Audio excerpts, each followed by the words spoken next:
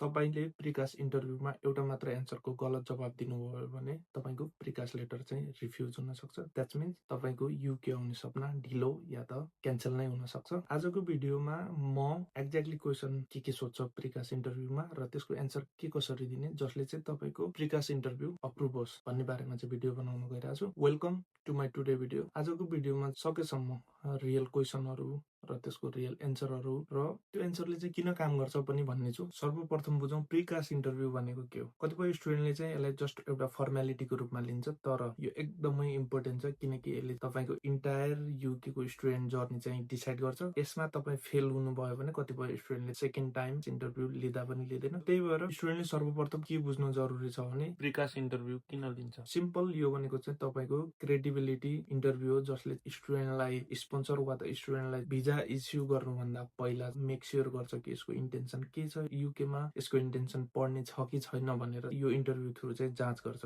अर्को कुरा यो इन्टरभ्यूको थ्रु चाहिँ उनीहरूले के जान्न चाहन्छन् भने तपाईको स्टडी प्लानहरु के छ, तपाईले के पढ्नु भएको छ र के बन्न चाहनुहुन्छ, फ्युचर गोलहरु भयो, त्यसपछि तपाईको फाइनान्स के कस्तो छ, तपाईलाई कलेज स्पोन्सर गर्नेवाला छ, फ्युचर र करियर लजिकहरु के कस्तो छ, सबै उनीहरूले चाहिँ यो इन्टरभ्यूबाट चाहिँ जान्न चाहन्छ। र भिडियोलाई धेरै लामो नलम्बाई म चाहिँ सिधै प्रश्नतर्फ जान्छु हैन। सर्वप्रथम चाहिँ उनीहरूले के जान्न चाहन्छ, why this university, they want to know your commitment not the confusion. So mention specific faculty वा त कुनै प्रोग्राम जसले गर्दा चाहिँ तपाईलाई यो युनिभर्सिटी चुज गर्न हेल्प गर्यो, एक्सप्लेन गर्नु तपाईको फ्युचर गोलसँग म्याच गर्छ। त्यही भएर तपाईले यो युनिभर्सिटी चुज गर्नुभयो रादर देन अदर। एउटा बेसिक एक्जाम्पलको साथ I choose this university because it's business analytics, MSc include real case studies and live industry project which match my data career goals, like that। तपाईले आफ्नो रिसर्चहरु देखाउनु भयो युनि related, अनि चाहिँ तपाईले आफ्नो गोलसँग कनेक्ट भएको देखाउनु भयो। यसरी नै तपाईले जुन आफ्नो युनिभर्सिटी छ,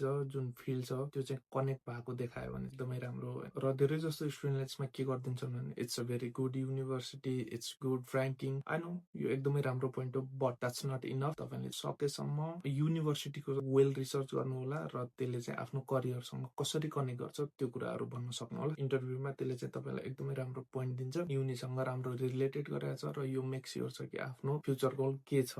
र अर्को प्रश्न छ व्हाई दिस कोर्स। यसमा चाहिँ स्टुडेन्टले जे पाए त्यो एन्सर दिइरा हुन्छ हैन। सिम्पल गुड स्ट्रक्चर चाहिँ के हुन्छ भने तपाईले चाहिँ यो एक्सप्लेन गर्नु तपाई यो कोर्समा के पढ्दै हुनुहुन्छ, त्यसपछि अर्को कुरा पढेको कुराहरु सिकेको स्किलहरु चाहिँ तपाईको फ्युचरसँग कसरी लिंक हुन्छ। एक्जाम्पलको लागि यदि तपाई साइबर सेक्युरिटी पढ्न आउँदै हुनुहुन्छ भने यसरी भन्दा बेटर हुन्छ, I choose MSc Cyber Security because the module on ethical hacking and network defense directly build the skill I need to work in secure tech when I return my home country। Simple. यसमा चाहिँ simple के गर्नु होला भने तपाई कुन university choose गर्नु भएको छ, उनीहरुको एक्चुअल मोडल नेम के हो र त्यहाँबाट तपाई के सिक्न सक्नुहुन्छ, यो सबै कुराहरु चाहिँ राम्रोसँग स्टडी गर्नु होला र त्यसको आउटकमहरु के छ हैन, त्यो सबै कुराहरु तपाईले थाहा नै पाउनुहुन्छ। यसरी तपाईले सबै कुराहरु एकअर्कासँग कनेक्टेड गरेर तपाईले एन्सर दिन सक्नुहुन्छ, जसले गर्दा चाहिँ तपाईको इम्प्रेसन यहाँ पनि एकदमै बेटर हुन्छ रादर देन यतिकै एन्सर दिनुभन्दा। र क्वेशन नम्बर 3 के हो भने how you will fund your study. यो चाहिँ एकदमै इम्पोर्टेन्ट क्वेशन हो र यो क्वेशनको राम्रोसँग एन्सर दिनुपर्ने आवश्यक हुन्छ, किनभने यो क्वेशनले डिटरमाइन गर्छ तपाईको पैसा कसले पे गर्छ, तपाई के गर्न आउन चाहनुहुन्छ, इन्टेन्सन के हो, सबै कुराहरु चाहिँ यो क्वेशनले डिटरमाइन गर्छ। त्यही भएर यो क्वेशनको राम्रोसँग प्रिपेयर गर्नु होला, राम्रोसँग वर्कसप गरेर इन्टरभ्यु दिनु होला। यो क्वेशनको सिम्पल स्ट्रक्चर, यो क्वेशनले के बुझ्न चाहन्छ भने who is funding to you, your family, your father, your mother, जो भयो भने र कति छ फन्डिङ उनीहरुसँग। अनि त्यसपछि आफूसँग भएको प्रुफहरु, मुखले बोलेर मात्र आउँदैन, तपाईले प्रुफ पनि शो गर्नुपर्छ, जुन चाहिँ तपाईले डकुमेन्ट अलरेडी बुझाइसक्नु भएको हुन्छ। त्यो डकुमेन्ट पनि जेन्युइन हुनुपर्छ र डकुमेन्ट स्ट्रङ बनाएर त्यो कुराहरुले चाहिँ आफ्नो वर्डबाट भन्न सक्नुभयो भने एकदमै बेटर हुन्छ। Like my parents are funding me with saving that cover my tuition fee and living cost, I have bank statement showing the required fund are saved more than 28 days, र मिनिमम 28 डेज सम्म चाहिँ तपाईको त्यो पैसा अकाउन्टमा save भएको हुनुपर्छ।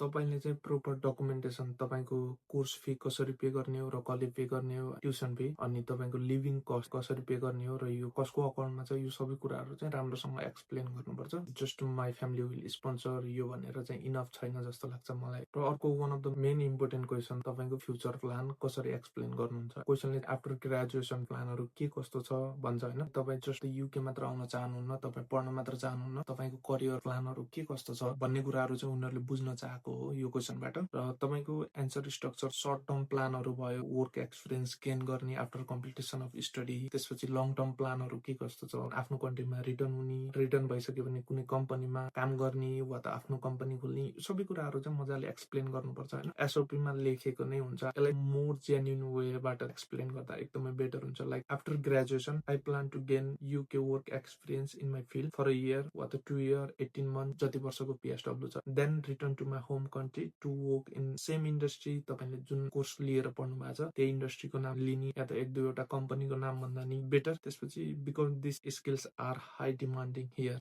केमा demanding छ यो सबै कुराहरू चाहिँ तपाईँले सो गर्न सक्नुपर्छ।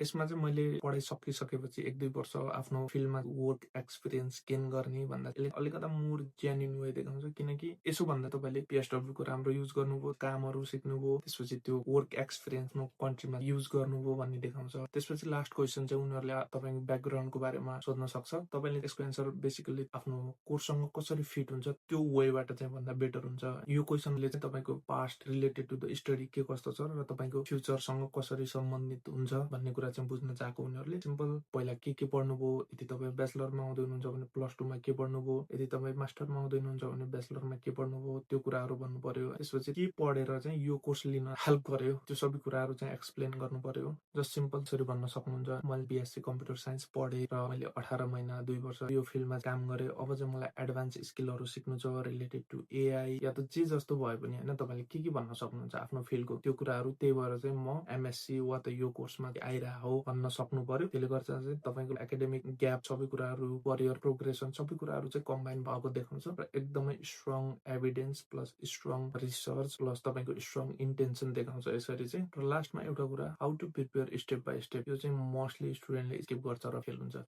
सर्वप्रथम त तपाईँले युनिभर्सिटीको कोर्स पेजहरू पढ्नु पर्यो, मोड्युलहरू पढ्नु पर्यो। तपाईँले मोड्युलबाट के कुराहरू चाहिँ सिक्नुहुन्छ त्यो कुरा याद गर्नु पर्यो। तपाईँको एन्सर लजिकल हुनु पर्यो। अर्को भनेको एन्सर लेखिसकेपछि मक इन्टरभ्यू गर्नुहोस्, आफूले क्यामेरामा रेकर्ड गर्नु, आफूले बोलेको सुन्नुहोस् के कसरी बोल्नुहुन्छ।